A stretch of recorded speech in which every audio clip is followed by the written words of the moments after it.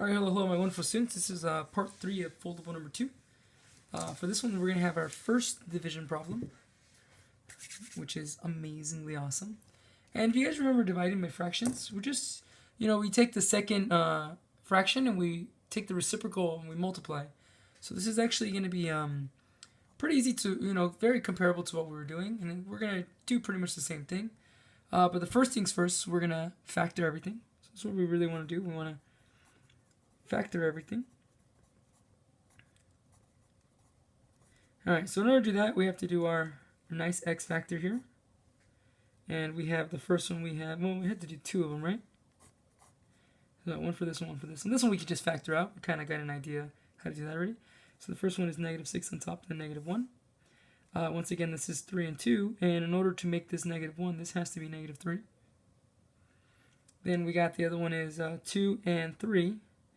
The only two numbers that multiply equal 2 are 1 and 2, and luckily also add to 3, so that kind of works out for us. So we can go ahead and write our first one. So, excuse me. So the top one is going to be our x minus 3. Oop, not yet. And then, well, I guess we can do that already. And the bottom one's going to be our x plus 1. Oh, I didn't do that right. It's x minus 3, and then x plus 2. And there's going to be more, of course, because we're also going to multiply by the inverse. And the bottom one's x plus 1 and x plus 2. So that's the first part. So now we multiplied, right? We're multiplying by it. So let's go ahead and just leave it as a multiplication. That way, let's not try to skip a step. So we're going to multiply by the inverse. So the inverse basically means that, let me write that down right here so you guys have it. Yes, we're going to multiply by inverse. And basically what that means, we're just going to flip these two here after we factor. Okay, so we're going to factor this out first. So we're going to flip them. So this is actually going to go on top here. But we're going to factor out a 4. So we have 4 times x plus 20 divided by 4 is 5.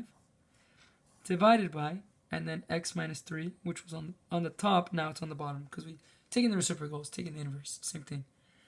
Alright, so now we can go ahead and, because we're dividing, we can go ahead and just put a little parentheses and kind of just, extend this line.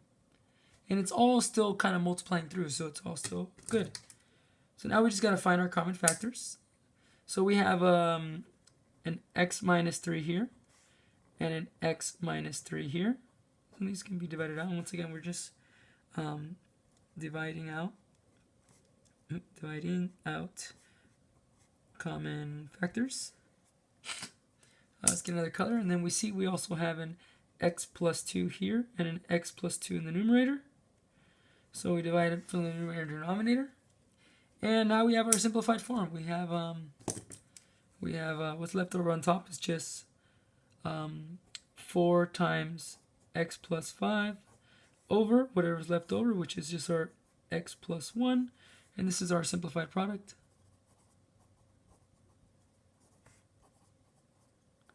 Alright, which is awesome.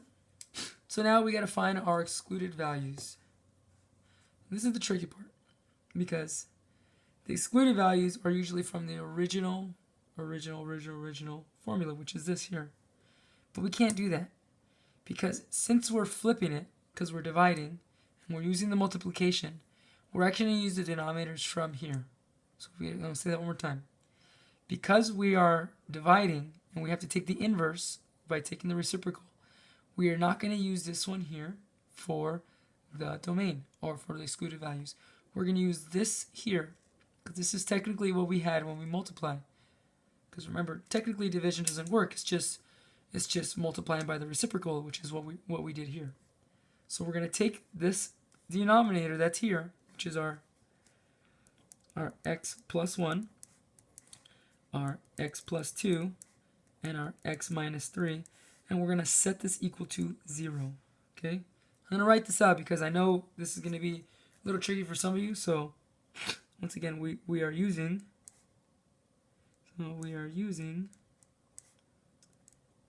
the denominator of after we take the inverse. It's probably the best way to say it. So we're using the denominator after, change after to red, just because I know I kind of goofed it up a little bit. After. So we're using the denominator after we take the inverse. It's very important, okay? So now we have our denominator here. So we can go ahead and set each of these equal to 0. We have x plus 1 equals 0, x plus 2 equals 0, and x minus 3 equals 0. So for these is, pretty simple math. We just subtract 1, subtract 1. I mean, you guys should know by now these are just opposites of each other. So this was positive 2, so when we solve, it's going to be negative 2. And this one is negative 3, so when we add 3 to both sides, it's going to be x is equal to 3. So we can go and write in our statement now. Now we have, therefore, the simplified form, or, there again, therefore, the simplified product is, and what was it? It was 4 times x plus 5 divided by x plus 1, comma, where, and then the domain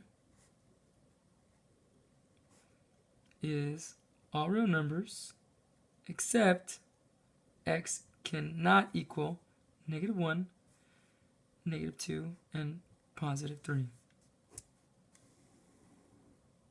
Very important.